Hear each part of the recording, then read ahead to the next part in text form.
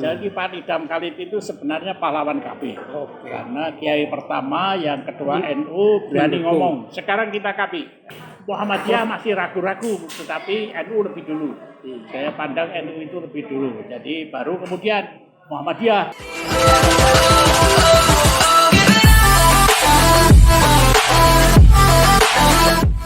Nah, itu kan ada pesan dari agama kita. Jadi kita itu jadi lansia harus memberi manfaat sebesar-besarnya kepada saudara-saudara kita, kepada khalayak ramai, apalagi sampean dari NU. Jadi saya itu ikut-ikut ajaran dari kiai-kiai di NU. Mulai dari Pak Idam Khalid, sampean nggak pernah lihat itu Pak Idam Khalid. Itu di fotonya aja Pak. Ketua PBNU. Jadi Pak Idam Khalid, lalu Pak Kiai dari Bandung, lalu sampai yang terakhir itu yang jadi calon presiden. Saya kenal baik itu. Jadi kalau saya minta ketemu itu tidak usah pakai prosedur, ketemu saja. Karena saya Pak Kiai dari Jawa Timur, Pak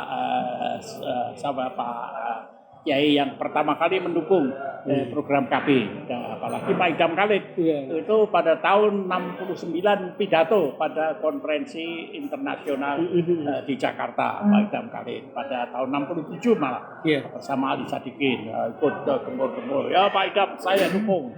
Lalu baru kemudian setelah 67, 69 Presiden komited pada program KB pada tahun 70 jadi BKKBN. Jadi Pak Idam Khalid itu sebenarnya pahlawan KB. Karena Kiai pertama, yang kedua NU berani ngomong. Sekarang kita KB. Waktu itu jadi persoalan tuh secara jadi fikih ya Pak. Muhammadiyah masih ragu-ragu, tetapi NU lebih dulu. Saya pandang NU itu lebih dulu. Jadi baru kemudian Muhammadiyah. NU itu dimulai dengan Pak Idam Khalid sebagai Menko Kesra pada waktu itu. Saya masih jauh itu, masih baru lulus akademi statistik. Belum ke Cicago Pak ya? Belum. Saya masih, tapi saya menulis pidatonya Pak Idam. Bukan Pak Gubernur DKI, Pak Ali Sadikin. Itu yang nulis saya. Sehingga waktu ada sidang konferensi dunia di Jakarta, saya duduk di paling belakang. Lalu ada yang ngepuk-ngepuk, Pak Yono dulu sini, saya yang nulis pidatonya. Jadi Pak Ali Sadikin pidato, tiap kali saya tepuk tangan, sehingga pidatonya gegap gempita. Dan akhirnya begitu habis pidato, Pak Ali Sadikin kembali ke belakang, mau keluar itu nepuk-nepuk saya. Terima kasih, pidatonya hebat betul ya. Tim penulis naskah. Bukan pidatonya yang hebat, Pak Ali Sadikinnya yang hebat. Tapi sejak itu saya ikut program KPDKI. Itu awal dari karier saya di BKKBN. Di DKI dulu, Prof. Saya mulai tahun 65, 66, 67 di DKI dulu. Padahal basisnya saya statistik. lulusan akademi statistik. Jadi kan saya jadi ketua bidang evaluasi. Kan statistisi kan. Nah, jadi saya ketua bidang evaluasi. Jadi kalau orang baru ikut KP tahun 70, saya ikut tahun 65 itu sudah ikut. Sehingga akhirnya pada waktu konferensi itu pidatonya bagus, saya ditawari oleh konsultan Amerika yang ikut konferensi internasional. Mau nggak pergi ke Chicago untuk suatu summer seminar? Saya bilang, saya kalau summer seminar aja nggak mau, karena saya pernah dapat beasiswa untuk gelar master. Nah, nanti kalau ikut seminar ini bagus, performanya bagus, ikut program master. Bener, janji ya, janji tertulis ya. Saya berangkat. Saya ikut seminar musim panas di sana, itu sambil belajar betul itu supaya performance saya bagus. Saya mengadakan koordinasi delegasi Indonesia, saya kenalkan delegasi kain, kemudian saya menjadi populer. Lalu profesor yang mengikuti dan menilai partisipasi saya, kamu boleh terus untuk program master. Nah, disinilah mulainya. Jadi saya berhutang juga pada Pak Ali Sadikin karena saya disuruh bikin pidatonya itu. Berkah dari situ, Bapak. Dari situ itu. Jadi saya kenal yang namanya Pak Idam Khalid itu baru saja melihat beliau pidato di situ. Waduh, Pak Idam Khalid ini pidato agama kok di tempat konferensi kependudukan dunia. Saya juga bareng satu forum sama Pak Idam. Pak Idam ya dengan Pak sambutan dari Gubernur DKI, kemudian penutupnya sambutan dari pemerintah pusat yang diwakili oleh Menko Kesehatan. Gitu. Jadi Pak Idam Khalid itu termasuk mulai tahun 67 sudah menyetujui program KB.